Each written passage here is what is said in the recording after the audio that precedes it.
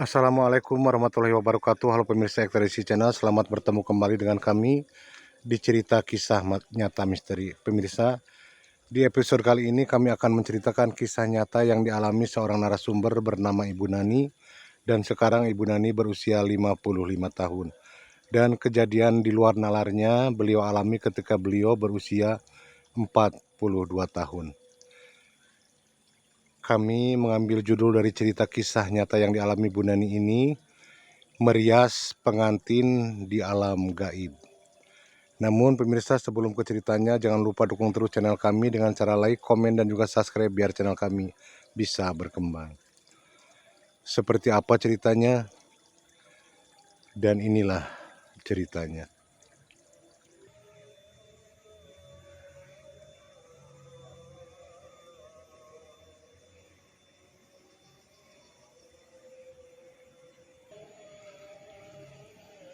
Sejak usia 17 tahun, Bu Nani memang sering terjun ke dunia make up atau ke dunia tata rias.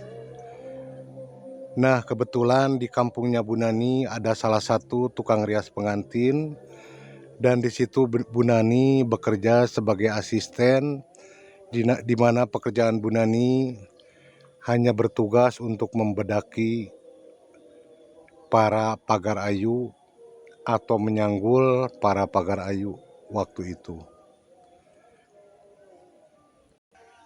Memang perias pengantin di kampungnya tersebut sangat laku sekali, baik di kampungnya maupun di luar kampung. Jadi Bu Nani pun semakin sering ikut kepada penata rias tersebut untuk menjadi asisten, meskipun upahnya tidak seberapa, namun Bu Nani menganggap itu sebagai pembelajaran atau mencari ilmu atau mendalami ilmu di bidang tata rias pengantin.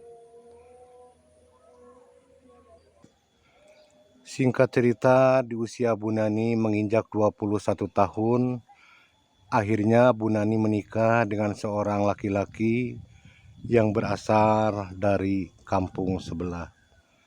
Dan singkat cerita, setelah pernikahan mereka, akhirnya Bu Nani pun dimodalin oleh suaminya untuk membeli alat-alat make up dan alat-alat dekorasi untuk meneruskan menjadi penata rias mandiri. Jadi tidak ikut lagi sama penata rias yang ada di kampungnya, karena memang Bu Nani tersebut dibawa atau diboyong ke kampung suaminya. Dan lalu Bu Nani pun mengelola usaha tata riasnya sendirian dan terjun sendirian. Dan alhamdulillah kala itu memang jobnya lumayan banyak juga. Dari perkampungan tersebut hampir semuanya membutuhkan jasa dari tata riasnya Bu Nani. Dan singkat cerita pemirsa, beberapa tahun kemudian akhirnya Bu Nani mempunyai 2 orang putra, yaitu Satria yang sulung dan Putri yang bungsu. Nah pemirsa, setelah Bu Nani mempunyai 2 orang putra, saat itu putra berusia 15 tahun dan putra bersekolah di salah satu pesantren yang cukup terkenal, dan putri masih bersekolah di sekolah dasar. Namun pemirsa, tiba-tiba setelah usia Satria berusia 15 tahun, akhirnya suaminya Bu Nani pun meninggal dunia karena salah satu penyakit. Nah, setelah suaminya Bu Nani meninggal dunia, disitulah kehidupan Ibu Nani berbalik. Jadi Bu Nani sangat terpuruk sekali. Selain job dari tata riasnya semakin berkurang, sehingga Bu Nani sudah sangat kesulitan dalam hal ekonomi, apalagi Bu Nani harus membiayai anak-anaknya sendirian. Karena sudah jarangnya ada panggilan rias pengantin, bahkan sudah tidak ada lagi yang memanggil atau menggunakan jasa rias pengantin dari Bu Nani tersebut. Akhirnya Bu Nani pun mulai menjual beberapa barang yang memang masih banyak untuk hal-hal dekorasi pengantin. Dan Bu Nani pun menjual beberapa barang tersebut untuk menyambung hidup. Lalu hasil uang dari penjualan tersebut Bu Nani usahakan sendiri dengan cara menjual gorengan keliling kampung, bahkan keluar dari kampung. Semua Bu Nani lakukan hanya untuk kelanjutan hidupnya dan kelanjutan anak-anaknya yang masih membutuhkan banyak biaya. Di situ Bu Nani mulai merasakan terpuruk, mulai merasakan putus asa, namun Bu Nani terus berdoa dan terus berikhtiar semoga Tuhan memberikan jalan untuk kelanjutan hidupnya. Pekerjaan yang dikerjakan Bu Nani bukan cuma jual gorengan, bahkan Bu Nani pun sudah mulai membantu-bantu para tetangga yang membutuhkan tenaganya, seperti mencuci pakaian, membersihkan rumah, dan lain sebagainya. Bu Nani terus mengerjakannya tanpa ada rasa malu, tanpa ada rasa gengsi. Semua dilakukan ikhlas demi masa depan atau kelanjutan hidup anak-anaknya. Di saat Bu Nani merasakan lelah dengan keadaan hidupnya yang sangat sulit sekali, pada suatu malam ketika Bu Nani habis sholat tahajud sekitar jam 12:30 dini hari, saat itu Bu Nani mendengar suara pintu diketuk dan Bu Nani pun membuka, dan ternyata pemirsa, di malam itu datang seorang perempuan memakai kebaya. Lalu Bu Nani pun mempersilahkan si tamu perempuan tersebut untuk masuk, dan di situ si tamu langsung menawari kepada Bu Nani, apakah Bu Nani siap untuk merias anak saya yang akan menikah. Nah, di situ Bu Nani sangat kaget sekali karena memang sudah hampir beberapa tahun tidak pernah lagi ada yang datang nawarin untuk jasa make up atau rias pengantin. Di situ Bu Nani sangat heran dan sangat kaget juga dan sangat tidak percaya. Namun Bu Nani di situ berkata kalau beliau sudah tidak memiliki alat-alat dekorasi pengantin. Lalu si ibu tamu tersebut justru mengatakan kepada Bu Nani, tidak perlu masalah dekorasi karena yang kami butuhkan hanya tata rias atau make up-nya saja. Dan juga kebaya berwarna putih. Nah, di situ Bu Nani menyanggupinya kalau hanya untuk merias pengantinnya tanpa dekorasi, karena memang dekorasi yang dimiliki Bu Nani sudah habis terjual. Nah, lalu si ibu tamu tersebut berkata lagi kepada Bu Nani nanti besok malam dijemput. Dan di situ saat Bu Nani bertanya di daerah mana, namun si perempuan tersebut nanti juga tahu nanti dijemput. Bu Nani tidak perlu repot-repot, nanti para pekerja kami akan menjemput Bu Nani. Nah, setelah si ibu tamu mengatakan hal itu, lalu si ibu tamu pun pamit dan pulang. Setelah si ibu tamu itu keluar, Bu Nani pun menutup pintu dan tidak sempat menengok keluar lagi. Di situ Bu Nani merasa heran dan juga senang dengan apa yang didapatnya, yaitu kembali untuk merias pengantin, meskipun memang sudah lama Bu Nani tidak lagi yang namanya merias pengantin karena sudah tidak laku atau sudah ditinggalkan oleh pelanggannya. Namun saat itu Bu Nani lupa tidak sempat menanyakan kapan acara pernikahannya, kapan Bu Nani akan dijemput. Bu Nani sangat lupa sekali, makanya malam itu juga Bu Nani mempersiapkan semua peralatan untuk merias pengantin, berbagai make up, sanggul, baju kebaya putih, dan juga kain jarik rereng. Di situ Bu Nani mempersiapkan karena siapa tahu kapan-kapan si perempuan tamu tadi menjemputnya. Nah, saat itu Bu Nani merasa tidak percaya dengan apa yang didapatkannya. Bu Nani sangat senang sekali karena pasti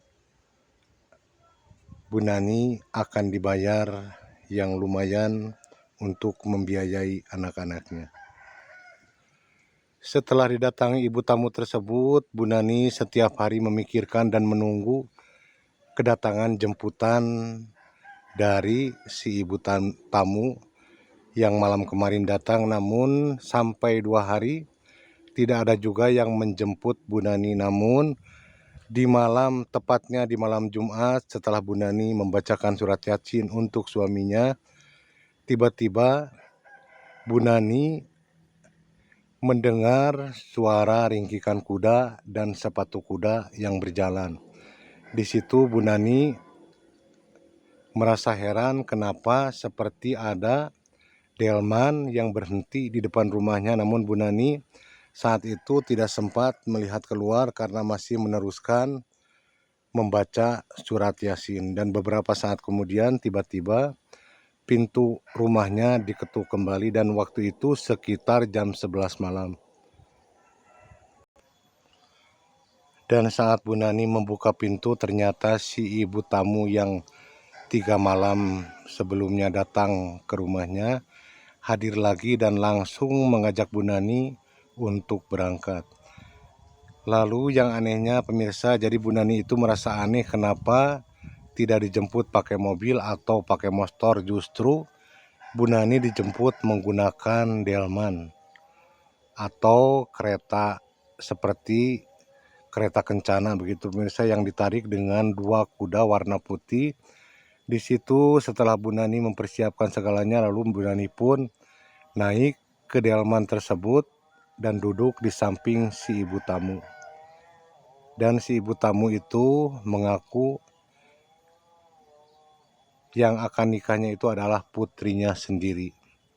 Nah, di situ Bu Nani duduk di samping si ibu tersebut, lalu si delman pun berjalan. Dan entah kenapa di saat delman mulai berjalan hampir 5 meteran, Bu Nani merasakan ngantuk yang sangat luar biasa, mungkin karena hembusan angin malam atau entah kenapa Bu Nani tiba-tiba ngantuk sekali dan tertidur, tidak ingat apa-apa. Dan justru saat itu juga Bu Nani sudah nyampe di salah satu rumah yang memang rumah tersebut sudah didekorasi sedemikian rupa layaknya rumah pengantin. Di situ Bu Nani heran, Bu Nani berpikir mungkin tertidur di delman tersebut sangat lama sekali pemirsa. Di situ Bu Nani pun diajak turun, diajak ke rumah tersebut melihat dekorasi-dekorasi pengantin yang semuanya berukir, yang semuanya seperti adat sultan atau adat para petinggi pemirsa. Jadi dekorasinya tidak seperti dekorasi yang dimiliki Bu Nani, justru dekorasinya sangat mewah sekali. Semuanya terbuat dari ukiran kayu jati. Dan singkat cerita, Bu Nani pun disuruh masuk ke dalam kamar, di mana di dalam kamar tersebut ada calon pengantin yang sangat cantik sekali. Dan di situ Bu Nani mulai melakukan rias pengantin, dan si calon pengantin tersebut setelah di make up sama Bu Nani semakin cantik sekali, bak seorang bidadari. Nah, singkat cerita setelah Bu Nani melakukan rias pengantin, akhirnya acara pernikahan pun selesai. Dan di situ Bu Nani entah kenapa setelah merias pengantin, Bu Nani pun merasakan kantuk, dan si ibu dari calon pengantin tersebut menyuruh Bu Nani untuk istirahat saja. Tunggu sampai acara pernikahannya selesai. Di situ pun Bu Nani tertidur entah berapa lama, dan Bu Nani terbangun saat keadaan sudah sangat sepi, dan di situ Bu Nani tiba-tiba didatangi si ibu dari calon pengantin tersebut atau pengantin tersebut, dan si ibu tersebut membawa kotak ukir kecil dan beberapa lembar uang yang sangat banyak. Di situ Bu Nani menerimanya, dan si ibu dari pengantin tersebut pun menyuruh Bu Nani untuk pulang, yang diantarkan kembali oleh si pembawa delman di saat Bu Nani dijemput. Nah, di situ sebelum Bu Nani naik ke delman, si ibu itu berpesan kepada Bu Nani, "Ibu, lanjutkan lagi usaha ibu. Kedepannya ibu akan semakin sukses." Di situ Bu Nani merasa terharu sekali dengan support dari seorang yang tidak dikenal. Dan akhirnya Bu Nani pun pulang, naik ke delman tersebut, dan yang anehnya di saat naik delman tersebut pun Bu Nani sangatlah ngantuk lagi dan Bu Nani tertidur. Dan beberapa saat kemudian si delman tersebut pun sudah berhenti di hadapan rumah Bu Nani. Dan setelah sampai di depan rumahnya, akhirnya Bu Nani mengajak si supir delman tersebut untuk mampir atau sekedar minum kopi. Namun si supir delman tersebut tersenyum dan menolak untuk mampir. Dan di situ Bu Nani penasaran sekali dan bertanya kepada si supir delman tersebut, menanyakan sebenarnya pengantin itu tadi di daerah mana. Dan ternyata pemirsa, Bu Nani setelah mendengar kabar dari si supir delman tersebut bahwa Bu Nani itu merias si pengantin tersebut di daerah Cirebon. Di situ Bu Nani merasa tidak percaya, merasa heran dan sangat di luar nalar pemirsa, karena memang Bu Nani berasal dari daerah Ciamis. Sementara sangat di luar nalar Bu Nani menghias atau merias pengantin di daerah Cirebon dengan naik delman. Disitulah Bu Nani merasakan kalau itu bukanlah nyata dan itu adalah sangat di luar nalar. Dan setelah si supir delman pulang atau membawa delmannya, Bu Nani pun masuk, dan di situ Bu Nani membuka apa yang diberikan dari si ibu pengantin tersebut. Dan ternyata pemirsa, Bu Nani membuka kotak berukir itu. Di dalam kotak itu ada yang namanya kembang goyang. Kembang goyang 3 buah serta uang beberapa lembar. Di situ Bu Nani sangat heran sekali apa makna dan maksud dari hadiah kembang goyang. Nah pemirsa, setelah Bu Nani mendapatkan job dari Bu Nani sebut dari makhluk gaib pemirsa, karena memang sangat di luar nalar, merias di daerah Cirebon itu pasti membutuhkan perjalanan yang sangat lama. Namun ini Bu Nani merasakan perjalanannya menuju Cirebon itu hanya beberapa detik saja. Dan hadiah yang didapat dari si ibunya pengantin tersebut adalah 3 tangkai bunga kembang goyang pemirsa, yang biasa ditancapkan di kepalanya pengantin. Nah pemirsa, setelah kejadian itu, setelah mengalami hal itu, akhirnya Bu Nani pun kembali mendapatkan job rias pengantin. Dan setelah beberapa saat kemudian atau beberapa bulan kemudian, akhirnya job rias pengantin Bu Nani semakin banyak, semakin terkenal. Di situ Bu Nani semakin yakin kalau pemberian kembang goyang itu adalah suatu jimat dari bangsa gaib yang ada di Cirebon. Mungkin Bu Nani berpikir jadi bangsa gaib itu kasihan melihat keberadaan Bu Nani yang harus menghidupi kedua putranya tanpa suami. Nah pemirsa, itulah kisah yang dialami Bu Nani di saat beliau terpuruk, di saat beliau menderita, harus membiayai anak-anaknya tanpa seorang suami dan tanpa pekerjaan atau tanpa usaha, hanya sebagai tukang penjual gorengan dan pembantu rumah tangga. Namun pemirsa, kejadian yang dialami Bu Nani ini adalah semata-mata jalan dari Tuhan yang diberikan kepada Bu Nani lewat hal tersebut. Jadi apa yang tidak mungkin oleh Tuhan, Tuhan berkehendak, Tuhan Maha Kuasa, dan Tuhan Maha membolak-balikan kehidupan manusia. Nah pemirsa, sampai di sini dulu kisah nyata yang dialami Bu Nani. Semoga berkenan, semoga terhibur. Mohon maaf jika cara penyampaiannya pun kami tidak teratur, namun kami berharap pemirsa bisa mengambil sisi baiknya dan membuang sisi negatifnya. Sampai di sini dulu pemirsa, jangan lupa dukung terus channel kami dengan cara like, komen, dan juga subscribe biar channel kami bisa berkembang. Dan bagi siapapun yang selalu mendukung channel kami doakan sehat selalu, panjang umurnya, murah rezekinya, dimudahkan segala urusannya. Amin, amin ya Allah ya Robbal Alamin. Tunggu kembali kisah nyata misteri berikutnya. Semoga kami cepat mendapatkan kisah nyata lagi. Wassalamualaikum warahmatullahi wabarakatuh.